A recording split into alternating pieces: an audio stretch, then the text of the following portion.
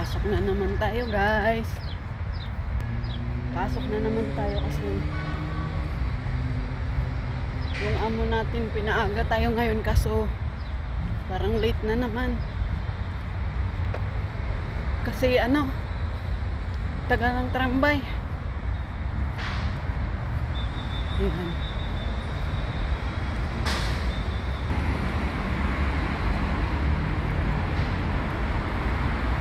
Ayan. As always, dito yung way ko lagi. Ayan o. Ito ata yung center dito sa may sa may Uniri.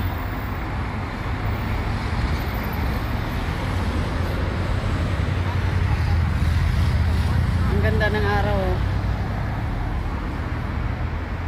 Rin nasagta sa itong amo. Isa naman ang araw natin, guys. Ayan. Dito ako sa amo ko. Ako lang naman mag-isa dito tuwing punta ko dito. Buntis si madam. Kambal yung niya. Yung pinagbubuntis ba.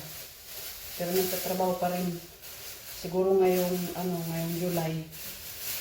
Twice a week na siguro ako pupunta dito kasi para may katulong siya.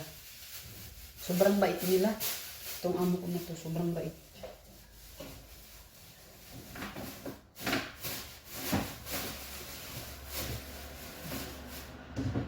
Madami din naman akong amo na mabait. Mostly naman mabait. Pero pag taga dito talaga, medyo ako. Hindi ako nag-aamo ng taga dito. Kung walang-wala na talaga akong makitang expat, yan, magtrabaho ako sa taga dito. Pero kung meron pang expat, ayaw ko ng taga dito. Pero itong amo ko na to, ang asawa niya, taga dito, Romanian, si Madam Lebanese. Pero mabait naman si Sir, mabait din si Sir. Mga bata pa kasi sila, bagong nag-asawa ba.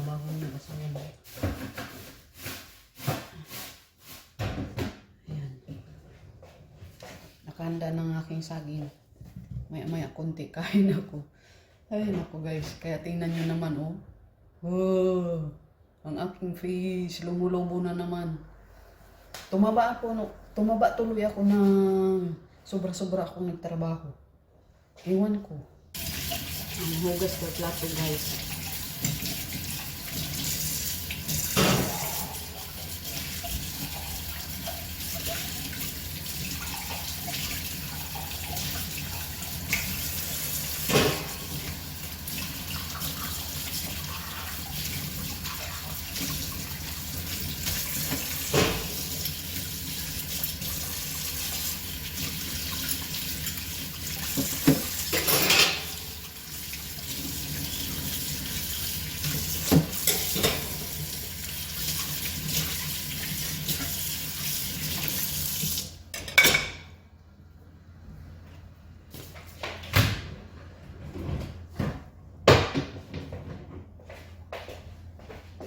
Diligan lang to pag nandito ako. Hindi kasi si Madam makakilos-kilos. Kasi buntis. Malaki na yung tiyan niya. Nakita kami kanina.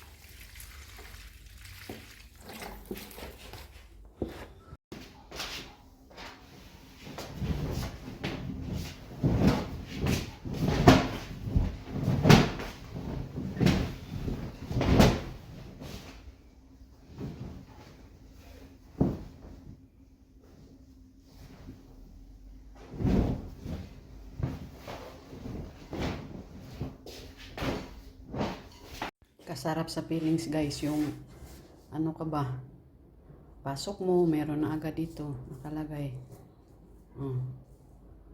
Ayan. May ano na nga ako, may natanggap na pagpapala galing sa amo ko ng mga damit. Ito din yung sahod ko. Ayan. Ganun lang guys. Mahirap magtrabaho pero sulit pag makita mo na ang pinaghirapan mo. Tingnan mo yung kamay ko. Ano pa yan ngayon? May manicure, okay lang. Basta may may kita.